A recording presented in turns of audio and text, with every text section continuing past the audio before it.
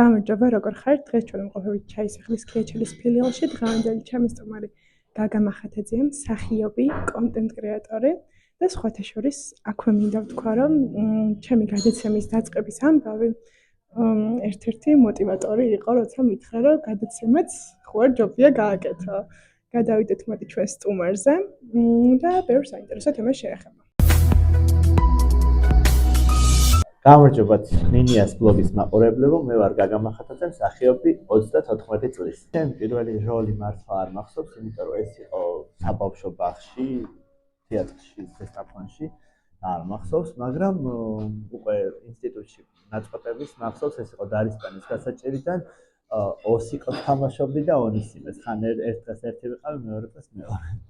მოკლედ, როლის შესასრულებლად თეატრში ესია ყოველ შემთხვევაში იწყება მაგიდასთან, რეჟისორი შევკრიბავს მაგიდასთან და იქ იწყება უკვე განსაკუთრებული პროცესი, როგორც სახლის აშენებისას ფუნდამენტი უნდა ჩაეყაროს ჯერ, ეგრე იწყება თეატრში სამაგიდო რეპეტიციებზე, პატარა შენდება და ბოლოს ნახულობთ როლს მაყურებელს.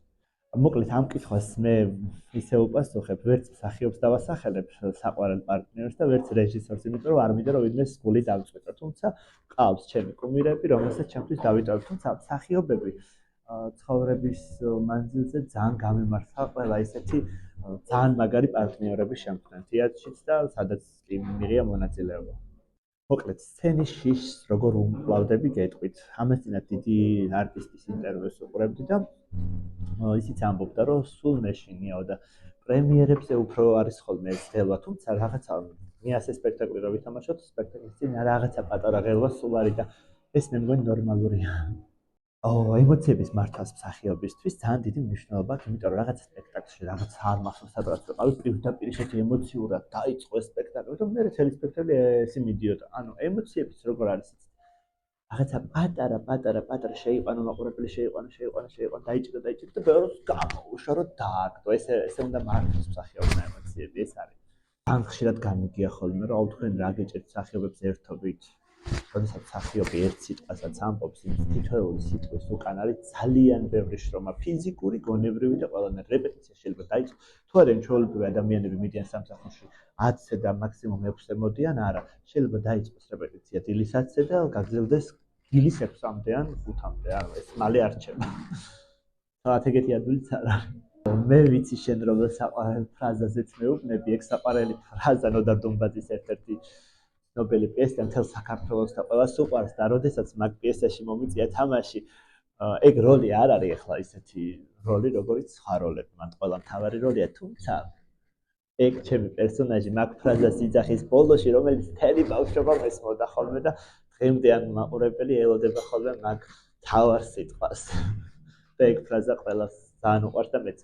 სტუდენტობისას ჩემი პედაგოგი ამბობდა ხოლმე, გოგოებს ეუბნებოდა ძირითადად და თუ გითხრეს რომ სპექტაკლში ძალიან ლამაზი იყავი, ისე ძალიან ცუდად ითამაშე, არ გამოვიდა არაფერი. ერთ-ერთი ნაწყვეტების დროს ერთ-ერთი რეჟისორმა მითხრა, რომ ძალიან ლამაზი იყავი და სახეზე წამეშალა ეხა და დააყოლა იმ წამს. არაო, სცენიურად, ანუ სცენიური სილამაზე კიდე სხვა რამეა. მეც თავისუფლებას მაძლევს სცენა თუ კამერა.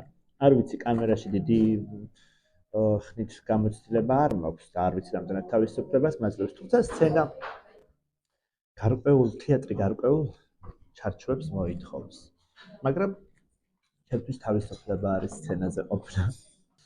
გინდ კონტენტი იყოს, გინდ თეატრში იყოს, კრიტიკა ჩემთვის ძალიან მნიშვნელოვანია. ვერ გეტყვით რომ ამაზე ვზივარ და ზუსტად ისე ვაკეთებ ყველაფერს, თუმცა პატარა კრიტიკას ეს იქნება სცენაზე, ვიდეო ბლოგებში, ცხოვრებაში თუ სად იქნება, ვცდილობ რომ გავითვალისწინო, იმიტომ რომ მგონია თუ გაჭირვინ გეუბნება კიდე ამასაც. ვინც არ უნდა მითხრას რაღაცნაირად, ყოველთვის ვფიქრობ, იქნებ სწორი მითხრა, იქნებ არ მითხრა სწორი. რაღაც ცხოვრებაში ძალიან საჭირო და საინტერესო რამეა მე მგონი.